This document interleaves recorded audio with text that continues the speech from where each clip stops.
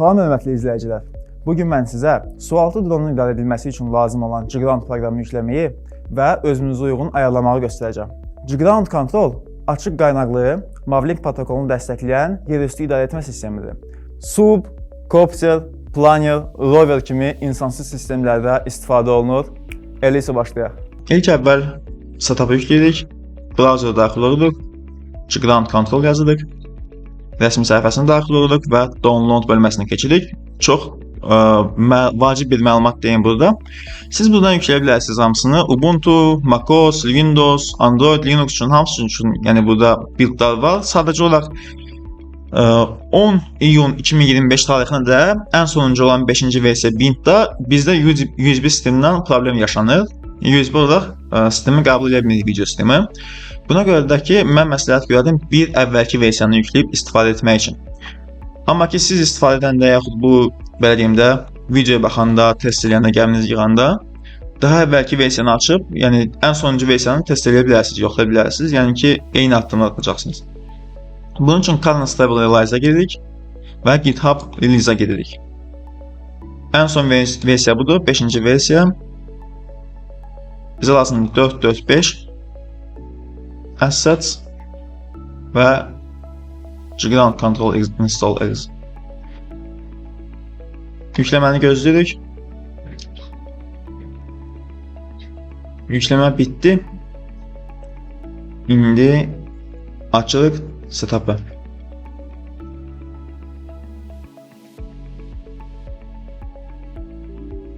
Əgər sizdə bu bölmə gəlməsə problem deyil, çünki məndə admin akkauntu olmadığından bu bölmə gəlir. Əgər bu bölmə sizə də gəlibsə, onda admin akkauntu yazmaq lazımdır. Növbəti etaplarda install edirik və burada da gözləyirik. Bəli, install bitdikdən sonra close edirik və Gground Control application'ını açırıq.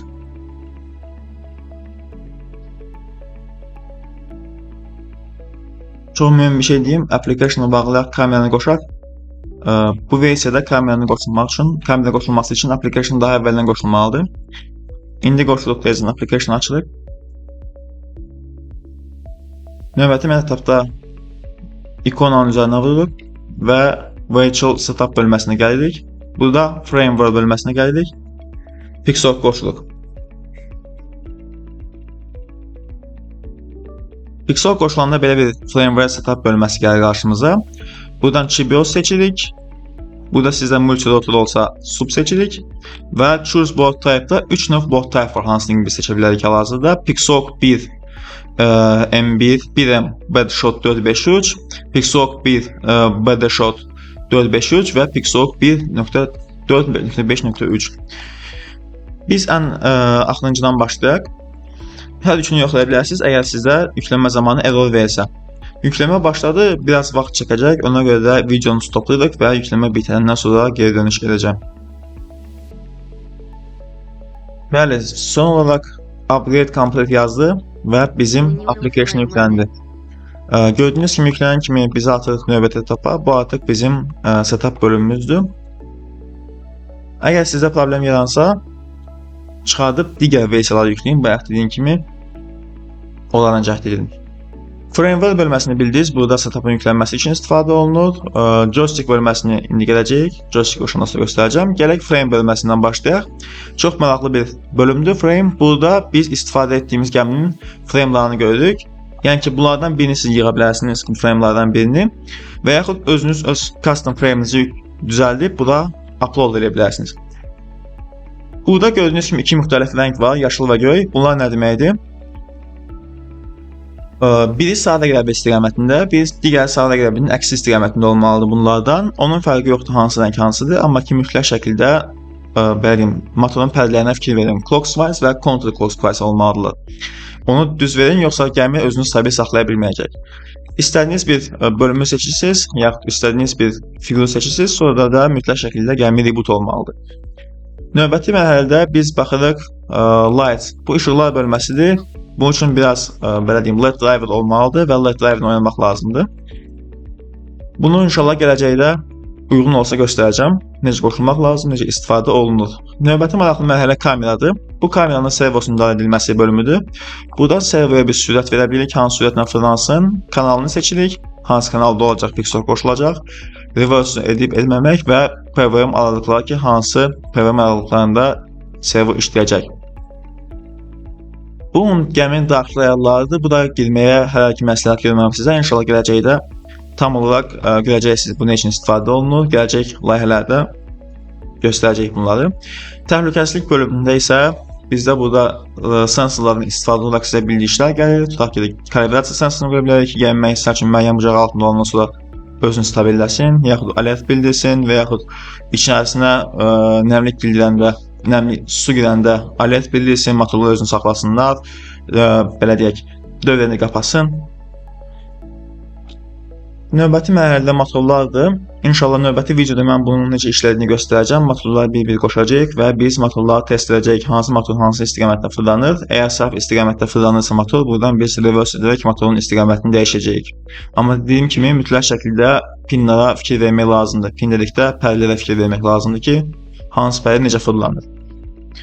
Üzərindəki pinlər də Pixel'un üzərində pinlara uyğun qoşulmalıdır. Yəni ki, bizdə orada 7-ci pindən başlayacaq və bizim qoşulacaq Pixel'un main output 1-ci pindən.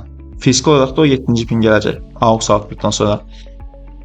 Power bölməsinə gəlirik. Power bölməsi çox super bir bölmədir. Pixel'un üzərində olan power sensorun vasitəsilə biz bataryadakı voltajı görəcəyik burada. O da çox vacib bir şeydir ki, voltaj nominal voltajın aşağı düşdüyü təqdirdə bateriya sıradan çıxa bilər. Bu da bizə kömək edir ki, hazırda gəminin daxilində neçə volt var və gəmini nə qədər sürə bilərik, onu hesablaya bilərik deyə. Çox mühüm bir şeydir burada. Sensor bölməsində kalibrasiya məsələsidir. Burada aksilometr var bizə. Göstərmək üçün lazımdır.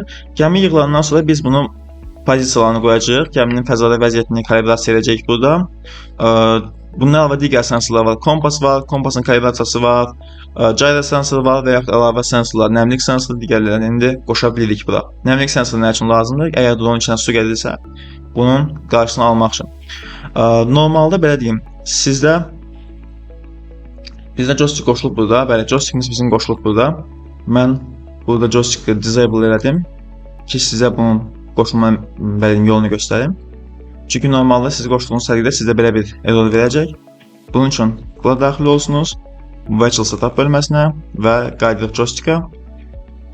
Enable joystick input vururuq və sonra tərpədirik. Görürük ki, hamısı var, hamısı işləyir. Buttonlarımız işləyir. Button assignment'da biz buttonların pozisiyalarını dəyişə bilirik. Yəni gördükləri işi dəyişə bilirik, komandaları dəyişə bilirik. Burada əlavə olaraq calibration var. Joystick'i kalibrasiya edə bilirik. Bunun hamısı da və advanced bölməsi var. Burada onun tezlikləri ilə və daha dərin ayarlarda oynaya bilirik belə deyək. Bu bizə lazım olmayacaq. Geriyə dönürük. Gördüyünüz kimi bayaqdan arxa planda biz səs eşidirik. Bu səs nə üçündür? Errorlar olduğu təqdirdə bu səs bizə errorları bildirir. Səsi biraz verək və errorları oxuyaq. Aha, depth sensor is not connected. Bu demək ki, biz depth sensoru qoşmağa çalışmışıq və depth sensor işləməyib. Burada sürət pozisiyası var. Gainless 100%. Gainless 75%. Aha, sürət 75%, sürət 100%, gəminin maksimalda işləmə potensialıdır bu və biz sensor qoşmağa çalışacağıq hal-hazırda. Gəmi özünü stabil saxlasın komandası göndərəcəyik və bizim sensorumuz qoşulmayıb. Bu çox mühüm bir faktordur. Baxın. Depth sensor is not connected. Mode change field. Alcohol net estimate. Gördüyünüz kimi artıq bu bütün errorlar bizi bir-birinin hamısını oxumağa başlayacaq burada və eyni şeydir. Okey, növbəti ən mühüm məsələlərdən biri kameranın qoşulmasıdır. Mən kameranın joystick'i çıxardıb USB kameranı qoşuram, amma ki bunun üçün biz proqramı yenidən run eləməliyik. Yəni proqramı bağlayırıq və yenidən açılır ki, kamera işləsin. Daha əvvəl gəlin bir daha bura girə baxaq.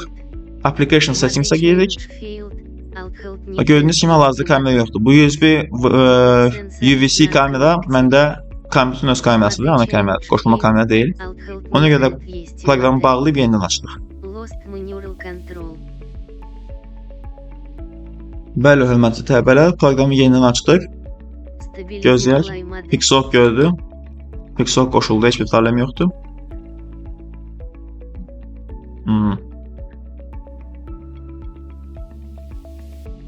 Gəldik yenidən Application Settings-ə və USB Video Storage var. Gördük bizim kameramızı. Kameranı qoşduq və gördüyünüz kimi çox gözəl şəkildə işləyir, problemsiz. Kameramız da qoşuldu. Beləliklə, bugünkü dərs bu qədər. Növbəti dərsdə inşallah biz ARM Desirable modlar, ARM Design, bunun əlavə olaraq modlara keçəcək, Stabilize, Manual, Deep Hold mod, bunlar nə işə yarayır və nə üçün lazımdırlar. Və dediyim kimi gəminin ARM Design olmağı və mən maket olaraq gəmini yığacam, etap-etap motorların iş prinsipini, frame'ları göstərəcəm, qoşulmaları, reverse motorların qoşulmalarını göstərəcəm. Əziz tələbələr, bununla da bugünkü dərsimiz sona yetdi. Növbəti dərslərdə görüşmək ümidi ilə.